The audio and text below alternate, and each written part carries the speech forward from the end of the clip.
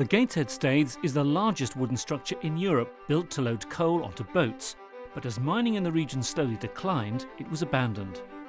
But could there still be a future for the Staithes? A few months ago, I visited the man who's desperate to preserve it.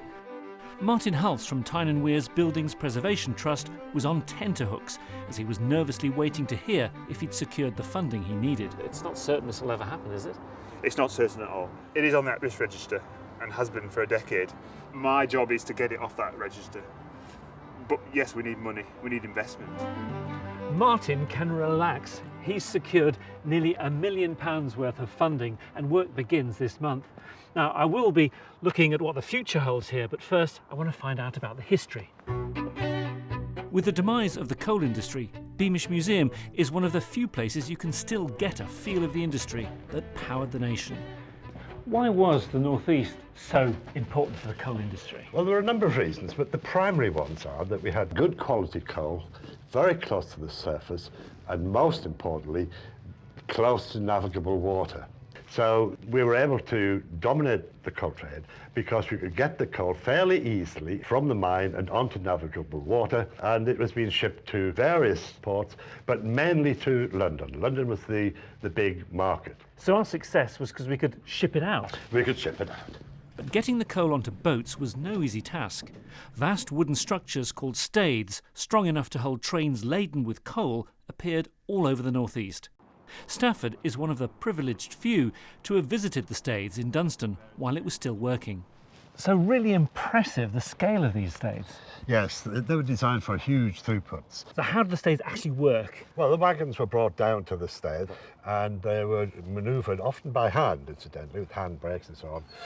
When the hand braked the wagons down, they were screeching, and they opened the doors of the wagon, the coal clattered down into a hopper, then it clattered down into the ships. The aim, generally speaking, being to increase the speed of loading of the waiting ships.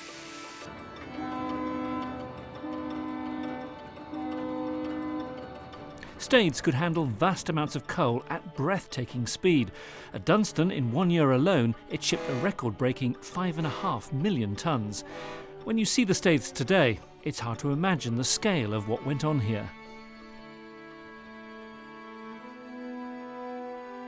What spelled the end for the staithes, of course, it wasn't just Dunston, it was all over the North East, Blythe, Seaham Harbour, Sunderland, was the decline of the coal trade, the closure of coal pits. But the Dunston Staithes remains as an important reminder of our coal mining heritage. The very thought that such an iconic relic from our industrial past could be simply allowed to rot away is to many people just not on. But with such an incredibly impressive structure that's lost its purpose, well, what do you do with it?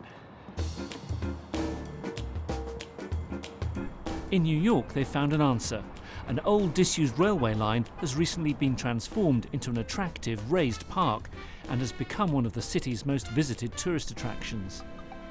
The line was originally used for transporting goods in and out of the Big Apple, but as trucks began to take over, its closure was inevitable. A group called Friends of High Line fought for its preservation, and it was reinvented as an urban park. A piece of heritage that would have otherwise decayed and disappeared has found a new purpose as a highly valued public space. Can the same happen on Tyneside? For Martin Hulse, 10 years of campaigning to save the staithes has all been worth it. How do you feel now you've got the cash? When the phone call came through, I was just numb. You know, weeks of nervous energy just built up. You can never fully believe it until it happens. So what's your first task? First task is simple, as you can see down here. It's basically burnt out, the whole structure's floating. It's actually missing, isn't it? It's Yes. completely gone. This is petty arson, basically. Youngsters have set fires at the base of the staithes. So can you actually fix this? Yeah, it'll look identical to its original. We've just got to jack up the whole staithes and put in the new sections. We're in discussions about opening up the cycler route. Right. So this is the Keelman's Way cycle route, which right runs through here, yeah. from the city centre across this bridge. This is the coast-to-coast route. So you've got like an audience ready in That's effect it. for this? I think they say 37,000 users a year come along this path. So you'll be able to cycle in and then cycle all the way in this phase to frame 40. We want to get people on top. That's the most important thing about the project. How soon before people will actually be allowed on it though? Yeah, towards summer of 2015 we'll be able to get people on the structure. The Staithes did see a brief revival in 1990 when some restoration work was done to make it part of the Gateshead Garden Festival. But since then it's really only been used as a good vantage point by fishermen, and in 2003 fire destroyed a large section. It was very nearly a tragic end for the Staithes. Although fire crews managed to bring the flames under control, it became unsafe and it was closed to the public.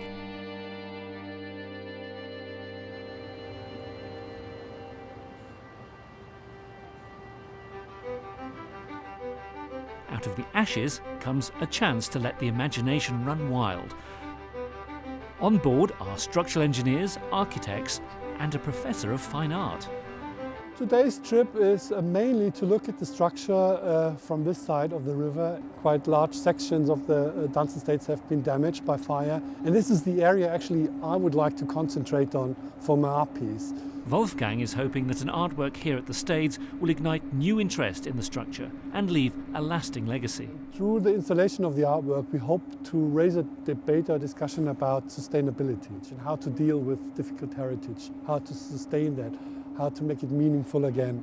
We need to survey the condition of the tops of all these piles, and so we need to get some sort of dimensions as survey so we can draw a plan of where they are, and then we can think about where one might anchor for a bridge to go across. We are just at the beginning of our research, so I can't really tell you what it will look like. But it's not so much important for me what it looks like, it's more what it does. And we hope that it really brings together the communities and make the Staithes again alive, you know. The artwork will be created by local students and will be open to view in the summer of 2015.